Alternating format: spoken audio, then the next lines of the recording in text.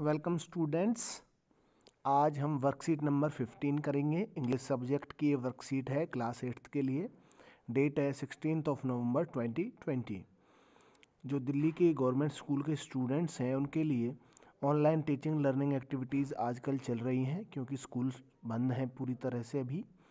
तो जो directorate of education है, या हम कहें दिल्ली का एजुकेशन डिपार्टमेंट है, वो ऑनलाइन टीचिंग लर्निंग एक्टिविटीज़ के लिए वर्कशीट भेजता है। आज वर्कशीट नंबर 15 आई है और इंग्लिश सब्जेक्ट की ये वर्कशीट है क्लास 8th के लिए 16 नवंबर 2020 के लिए। एक पोएम है जियोग्राफी लेसन, ठीक है, उस पर बेस्ड ये एक वर्कशीट है। बहुत ही अच्छी पोएम है बाय जुल्फ़िकार घोष। जुल्फ़िकार घोष ने इसको लिखा है, वो इसके पोइट हैं। आपको अपना नेम ऑफ द स्टूडेंट यहाँ पर फिल करना है, name of the class teacher यहाँ पर आपको फिल करना है।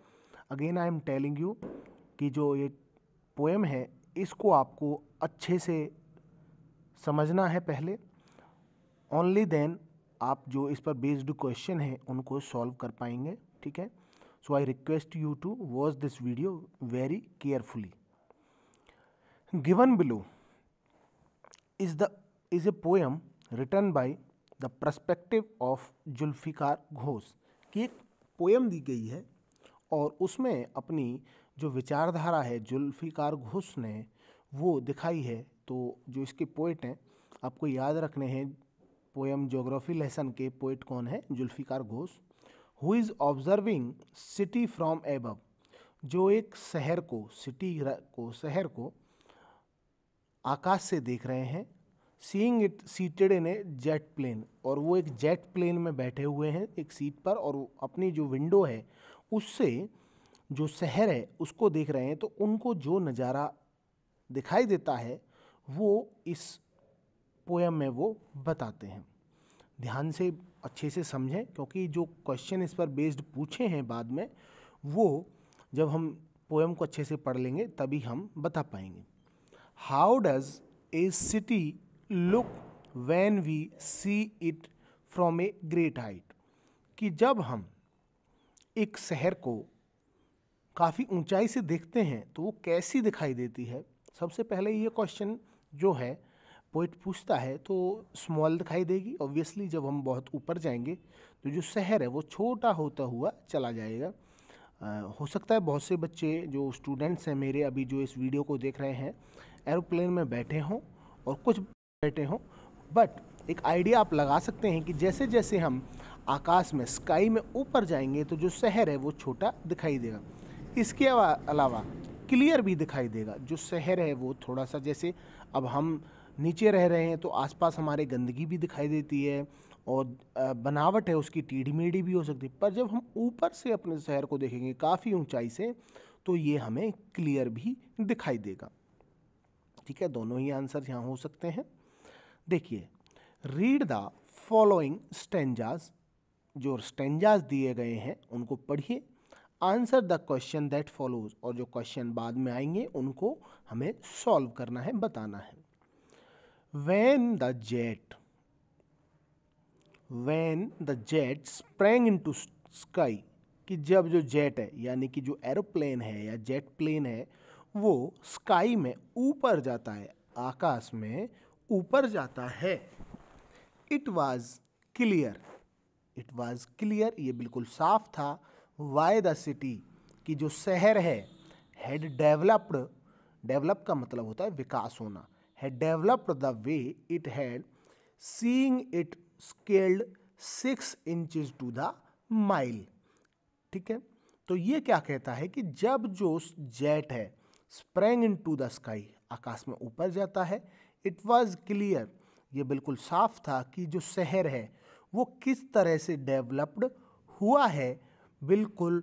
और जो स्केल है, एक तरह से इसका जो स्केलिंग है यानी कि जो मील है, माइल है, एक तरह से अगर हम कहीं किलोमीटर है, माइल है, वो बिल्कुल छोटा हो जाता है और ऐसे लगता है मानो 6 इंचज़ का, ठीक है, 6 इंचज़ का, यानी कि 1 मील लगभग 6 इंचज़ का हो जाता है।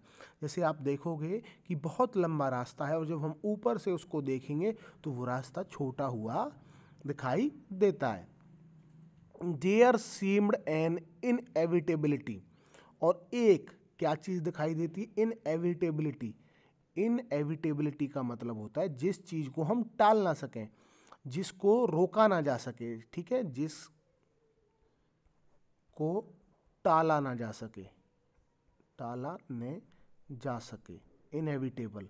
या हम कह सकते हैं जिसको हम रोक नहीं सकते, जिसको हम रोका नहीं जा सकता, रोका नहीं जा सकता, जिसको नहीं रोका जा सकता, ठीक है, उसको हम बोलते हैं इनएविटेबल, यानी कि जो चीज़ होकर ही रहेगी। About what on ground had looked haphazard, और हैपहैज़र्ड का मतलब होता है एक तरह से जो बनावट है वो टेढ़ी मेढ़ी है, प्रॉपर नहीं है। तो उन्होंने क्या कहा है कि ये हमें ऊपर से प्रतीत होता है कि जो ज़मीन पर जो बनावट है वो टेढ़ी मेढ़ी क्यों हुई है, उसको किस वजह से नहीं रोका जा सका, ठीक है। जैसे जो हम देखते हैं आसपास की स्ट्रीमें, हमारे जो अगर हम स्ट्रीट्स को देखें, रोड्स को देखें, तो कई बार वो इस हिसाब से बनाए हुए होते हैं कि उनको एक तरह से मजबूरी हो जाती है और उस तरह से ढाला गया है, तो हमें ये सब ऊपर से बिल्कुल साफ दिखाई देता है। अनप्लैन्ड एंड विदाउट स्टाइल, और जो शहर है वो अनप्लान्ड है, अनप्लान, उसकी कोई प्लानिंग नहीं है इस तरह से, और अनप्लान्ड है और विदाउट स्टाइल, और उसकी कोई स्टाइल नहीं है, ठीक है, कोई स्टाइल नहीं है। When the jet sprang into the sky, जब हमारा जो जेट है या जब जो जेट है आकाश में जाता है तो नज़ारा कैसा होता है, ये हम पढ़ रहे हैं कौन से चैप्टर में, कौन सी पोएम में, ज्योग्राफी लेसन, ठीक है, इस पोएम का नाम है। और अगेन मैं आपको बता रहा हूँ जो इसके पोइट हैं वो कौन है, जुल्फिकार घोष, ठीक है। आगे देखिए, when the jet reached 10,000 feet, कि जब जो जेट है वो कितनी ऊपर पहुंच जाता है, लगभग 10,000 फुट ऊपर पहुंच जाता है, 10,000 फीट ऊपर पहुंच जाता है। It was clear why the country, कि ये क्लियर हो जाता है कि जो देश है, ठीक है, एक देश है, क्योंकि अभी हमने सिटी के बारे में पढ़ा, जब हम थोड़ा ऊपर जाते हैं तो हमें सिटी है जो वो दिखाई दी, फिर जब हम 10,000 फीट 10,000 फुट लगभग ऊपर चले जाते हैं तो ये क्लियर हो जाता है कि जो शहर है had cities where the rivers ran, कि ज़्यादातर जो शहर हैं वो कहाँ पर स्थापित किए गए, जहाँ पर नदियाँ हैं, ठीक है, रिवर्स हैं। And why the valleys were populated, और जो वैली हैं, घाटी हैं, वो पॉपुलेटेड क्यों हैं, उनकी जो पॉपुलेशन है वो ज़्यादा क्यों है, ये सब हमें ऊपर से जब हमारा जो जेट है 10,000 फीट ऊपर चला जाता है तो हमें क्लियर होता है। The logic of geography, geography का मतलब क्या होता है, भूगोल, भूगोल, और ये सब क्यों होता है, क्योंकि इसके पीछे एक लॉजिक है जो है ज्योग्राफी का, ठीक है, भूगोल का। क्योंकि मैं आपको बताऊं जो सिटीज़ थी वो रिवर्स की साइड में इसलिए स्थापित की जाती थी, बनाई जाती थी, क्योंकि पानी की सहायता से जो ट्रेड है, व्यापार है, वो आसानी से किया जाता था, ठीक है। पानी में जो आप अपने जो उनसे ट्रैवल करके अपनी बोट से या जो भी आपने शिप बनाए हुए हैं उनकी सहायता से एक सामान को दूसरी जगह पर ले जाया जा सकता था। लास्ट में देखिए, दैट लैंड और वाटर अट्रैक्टेड मैन, कि जो भूमि है और पानी है उसने आदमी को अपनी तरफ अट्रैक्ट किया था। वाज क्लियरली डिलीनिएटेड, डिलीनिएटेड का मतलब होता है एक तरह से चित्रित, ठीक है। ये सब हमें बिल्कुल क्लियर होता है कि किस तरह से जो पानी है और भूमि है उसने आदमी को अपनी तरफ अट्रैक्टेड किया था, आकर्षित किया था। When the jet reach 10,000 feet, जब जो जेट है वो 10,000 फीट ऊपर पहुंच जाता है। तो देखिए आगे क्वेश्चंस हैं, इन क्वेश्चंस को हम करेंगे, बहुत ही इजी क्वेश्चन है, और जब अगर आपने जो पोएम है जो मैंने अभी आपको पढ़ाई है अगर ध्यान से पढ़ी होगी तो आप बिल्कुल अच्छे से आंसर्स को बता पाएंगे। और अगर किसी को समझ में नहीं आई है तो एटलीस्ट वो 2 बार वीडियो को देख ले, आपको जो पोएम है अच्छे से समझ में आ जाएगी। Question 1, seen from the window of an aeroplane, कि अगर हम एक एरोप्लेन की विंडो से देखें।